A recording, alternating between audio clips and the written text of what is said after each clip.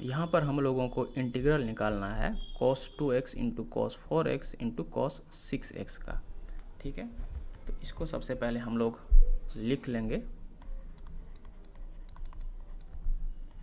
Late I equals to integral cos 2x into cos 4x into cos 6x into dx।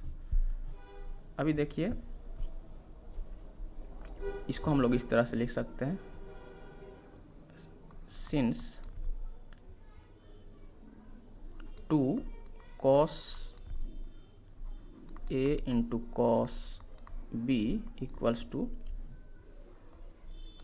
cos a plus b plus cos a minus b। यह क्यों है? यह एक trigonometric identity है। ठीक है, trigonometric identity. ठीक है, ये ट्रिग्नोमेट्रिक आइडेंटिटी है। इसका यूज करके हम लोग लिखेंगे सिंस दिस देयरफॉर। सबसे पहले इसको cos 2x plus cos 4x को सबसे पहले हम लोग यहाँ कन्वर्ट कर लेंगे। ठीक है, therefore 2 into cos 2x into cos 4x equals to क्या लिख सकते हैं?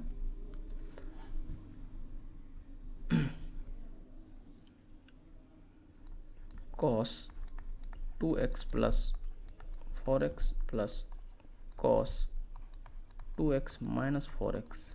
ठीक है, या फिर this is equals to cos 6x plus cos minus 2x and this is equals to cos 6x plus cos 2x। यहाँ cos minus 2x is same as cos 2x। ये किस लिए होता है? Since cos minus theta equals to cos theta से। ठीक है,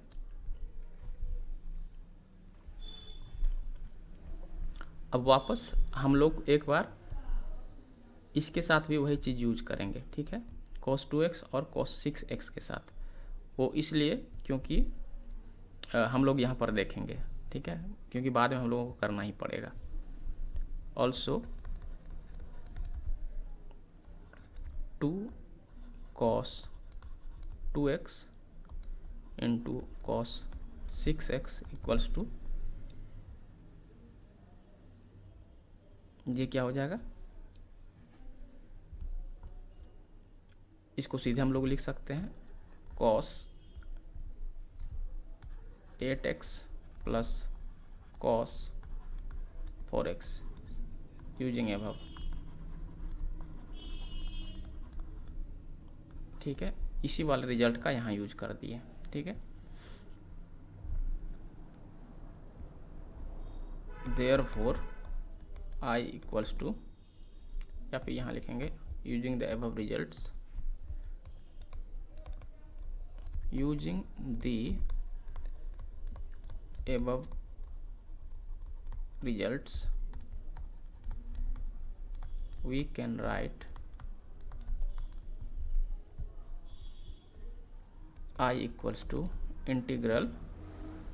अब यहाँ देखिए cos 2x into cos 4x है, तो cos 2x into cos 4x का होता है cos 6x plus cos 2x, लेकिन यहाँ पर 2 मल्टीप्लाइड है, तो हम लोग यहाँ क्या करेंगे 1/2 इंटू,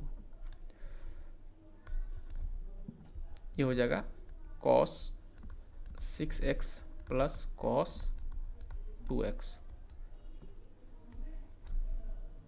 इंटू यहाँ बचा हुआ है cos 6x इंटू dx। ठीक है, यहाँ पर हम लोग क्या करेंगे 1/2 को ले आएंगे बाहर इंटू इंटीग्रल, ये हो जाएगा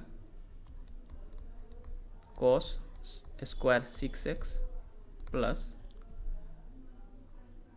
cos 2x into cos 6x dx। अब देखिए यहाँ पर जो हम लोगों ने इसका भी लगे हाथों निकाल लिया था, तो उसको हम लोग यहाँ पर यूज करेंगे, ठीक है।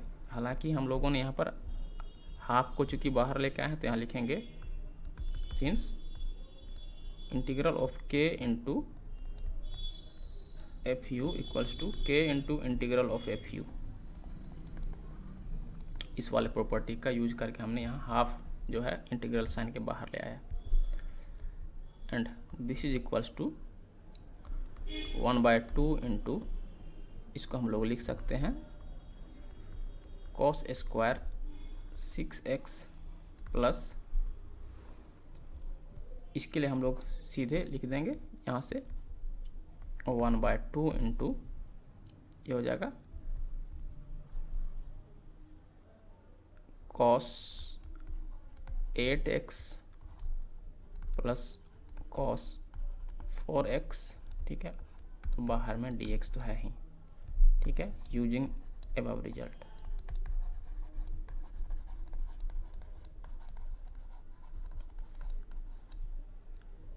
अब देखिए, अभी क्वेश्चन ये उठ रहा होगा कि यहाँ हमने पहले ऐसे क्यों कर दिया, ठीक है।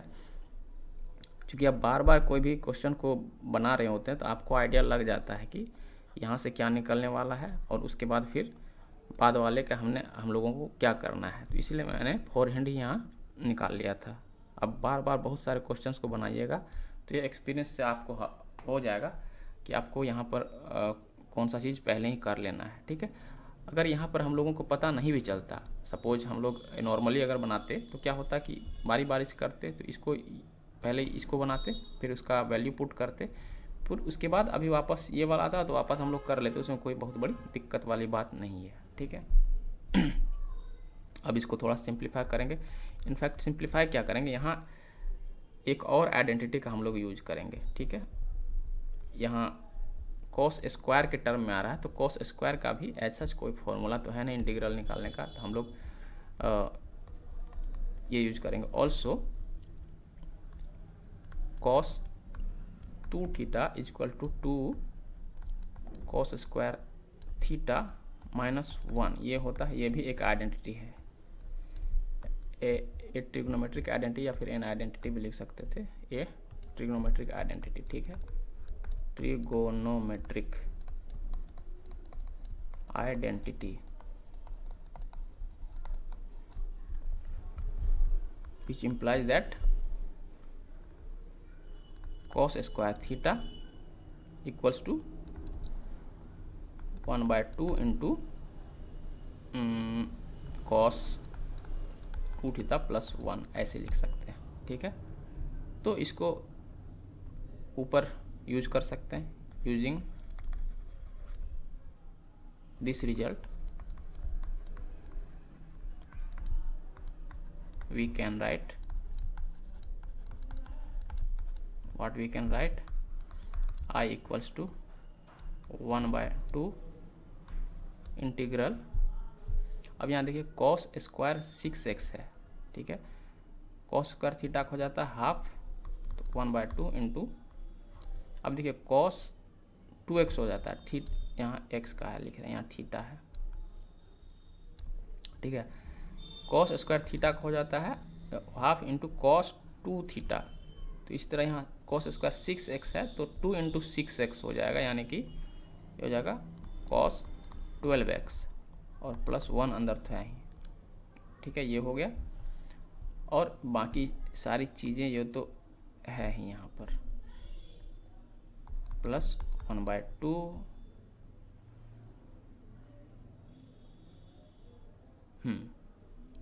प्लस 1/2 इंटू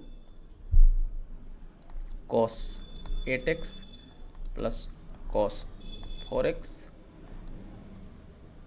ये बंद हो गया, ये भी बंद हो गया, यहाँ पर dx आ जाएगा, ठीक है। तो ये है हमारा बेसिकली एक सूटेबल फॉर्म यहाँ से आता दिख रहा है, जहाँ पर हम लोग इंटीग्रल का फॉर्मूला यूज कर सकते हैं। तो यहाँ पर हाफ कॉमन आ सकता है बाहर, तो यहाँ यहाँ से भी हाफ है, यहाँ भी हाफ है, तो दोनों हाफ को बाहर ले आएंगे। दोनों के बदले एक ही हाफ बाहर आएगा, तो यहाँ पहले से बाहर एक हाफ है तो 1/4 हो जाएगा।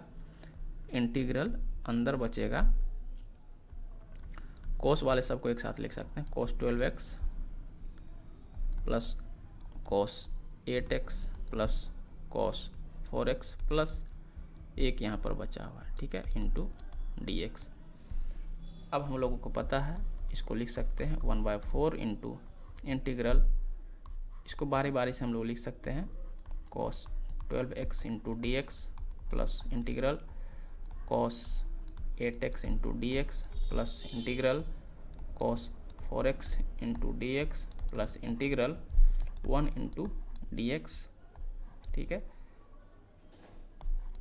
इसमें इसको लिख सकते हैं सिंस, थोड़ा ये बड़ा वाला प्रॉपर्टी है तो इसको नीचे लिखते हैं सिंस। ऐसा क्यों लिखे? Since integral of f1u plus f2u plus इस तरह करके अगर fn तक फंक्शंस का सम है, उसका अगर इंटीग्रल दिया हुआ है तो वो सेम ही होगा कि हम लोग इंडिविजुअल का इंटीग्रल निकाल के जोड़ें, यानी कि integral of f1u plus integral of f2u plus so on plus integral of fnu, ठीक है। यानी कि integral of f plus g equals to integral of f plus integral of g separately, तो उसी का ये एक तरह से जनरलाइज्ड फॉर्म है, ठीक है। तो ये वाला प्रॉपर्टी यहाँ पर यूज किए हैं। अब दिस इज इक्वल्स टू, ये हमको पता है cos x का जो भी इंटीग्रेशन होता है वो होता है साइन, चूँकि x की जगह यहाँ पर 12x है तो ये हो जाएगा 12x डिवाइडेड बाय, और इस तरह के फॉर्म में जो भी x के साथ कोफिशिएंट होता है वहाँ नीचे डिवीजन में आता है, प्लस हर एक इंटीग्रल के साथ एक कांस्टेंट ऑफ इंटीग्रेशन भी आएगा, ठीक है। यहाँ हो जाएगा sine 8x by 8 plus c2 plus sine 4x by 4 plus c3 plus x, यहाँ 1 इंटू डी एक्स का इंटीग्रेशन आएगा c4। 4 इंटीग्रल है तो 4 कांस्टेंट ऑफ इंटीग्रेशन आएगा। हालांकि हम लोग सिंगल भी लिख सकते थे, क्योंकि वो अंडरस्टूड है कि कांस्टेंट जोड़ के एक कांस्टेंट ही बनना है, ठीक है। लेकिन बेसिकली होता ये है, ठीक है, वो सुविधा के लिए उस तरह से, सिंप्लिसिटी के लिए वैसा लिखते हैं, लेकिन होता यही है, ठीक है। यहाँ पर हमने कौन सा फॉर्मूला यूज किया है? साइन कहाँ यार, कॉस को इंटीग्रेट करना है, integral of cos a u plus b equals to sine a u plus b divided by a, ठीक है। जो भी वेरिएबल के साथ प्लस एक कांस्टेंट आएगा, एंड एक और इंटीग्रल था एक्स वाला, ठीक है, कहाँ गया, integral of 1 into D U equals to U plus एक कांस्टेंट, ठीक है। तो इसका हमने यूज किया है। एंड यह भी है कि where c1, c2, c3 and c4 are constants of integration, constants of integration, ठीक है। दिस इज इक्वल टू 1/4 को हम लोग बाहर ही रखते हैं, बस कांस्टेंट को अब सिंगल कांस्टेंट में बदलेंगे, ठीक है। यहाँ हो जाएगा sine 12x by 12 plus sine 8x by 8 plus sine 4x by 4 plus x plus एक सिंगल कांस्टेंट c लिखेंगे, जहाँ c इक्वल्स टू क्या हो जाएगा, यहाँ देखिए 1/4 मल्टीप्लाइड है c1, c2, c3 और c4 के साथ, तो हम लोग लिखेंगे c1 plus c2 plus c3 plus c4 bye 4, ठीक है। तो ये है हमारा इस क्वेश्चन का सॉल्यूशन।